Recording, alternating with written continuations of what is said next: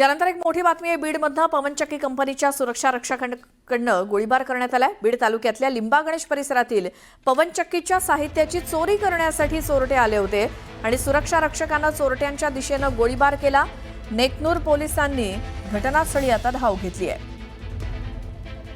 पुन्हा एकदा गोळीबाराच्या घटनेनं बीड हादरलंय।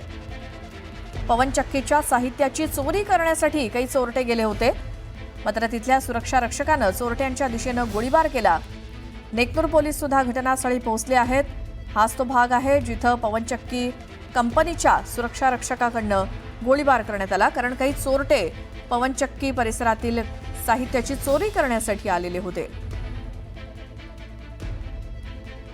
अधिक माहितीसाठी जाऊयात, आमचे प्रतिनिधी सुरेश जाधव आहेत आपल्या सोबत। सुरेश, कधीचा प्रकार, काय नेमकी घटना?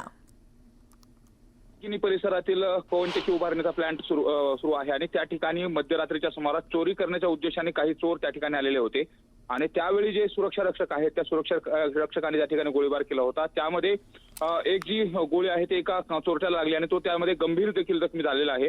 विशेष म्हणजे या अगोदर देखील बीड जिल्ह्यामध्ये पवनचक्की ज्या ठिकाणी कंपनीचे साहित्य आहे त्या ठिकाणी चोरी झालेलं देखील समोर आलेलं होतं आणि त्यानंतर सुरक्षा रक्षक देखील पवनचक्की कंपन्यांनी नियुक्त केलेले होते आणि मध्यरात्रीचा हा प्रकार आहे। त्या ठिकाणी चोरी करण्याच्या उद्देशाने आल्यानंतर फायर केले होते आणि त्यामध्ये एक जण गंभीर जखमी आहे। या प्रकरणामध्ये तर पोलीस घटनास्थळी दाखल झालेले आहेत। ते चोरटे कुठले होते त्या संदर्भात देखील शोध घेतला जाईल, मात्र चोरी करण्याच्या उद्देशाने आलेल्या चोरट्यावरती गोळीबार केल्याचा प्रकार समोर आलेला आहे। सुरेश, धन्यवाद या माहितीसाठी। तर बीडमध्ये पवनचक्कीच्या वादातनं गोळीबार झालाय। काही चोरटे आलेले होते पवनचक्की परिसरामध्ये साहित्याची चोरी करण्यासाठी, मात्र तिथे सुरक्षा रक्षक होते त्यांनी मात्र गोळीबार केला आणि त्यामुळे गोळीबारामुळे पवनचक्की परिसर हादरून गेलाय।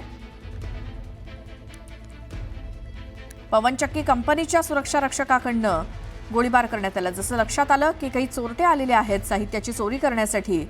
बीड तालुक्यातल्या लिंबा गणेश या भागामध्ये असलेली पवनचक्की आणि पवनचक्की कंपनीच्या सुरक्षा रक्षकाकडनं चोरटे आलेत म्हटल्यावर त्यांच्या दिशेनं गोळीबार करण्यात आला। पवनचक्कीच्या साहित्याची चोरी करण्यासाठी काही चोरटे आले होते आणि मग नंतर पोलीस सुद्धा घटनास्थळी पोहोचलेले आहेत। गोळीबाराच्या घटनेनं बीड हादरलं, मात्र कारण काय, तर काही चोरटे आलेले होते त्या परिसरामध्ये पवनचक्कीच्या साहित्याची चोरी करण्यासाठी आणि म्हणूनच तिथं असलेल्या सुरक्षा रक्षकानं गोळीबार केला। ही दृश्य समोर आली आहेत। गोळीबार करण्यात आला, काही चोरटे होते आणि आता पोलीस सुद्धा पोहोचलेले आहेत। पवनचक्कीच्या वादातनं बीडमध्ये झालेला हा गोळीबार आणि या गोळीबाराच्या घटनेमुळे संपूर्ण बीड जिल्हा हादरून गेलाय।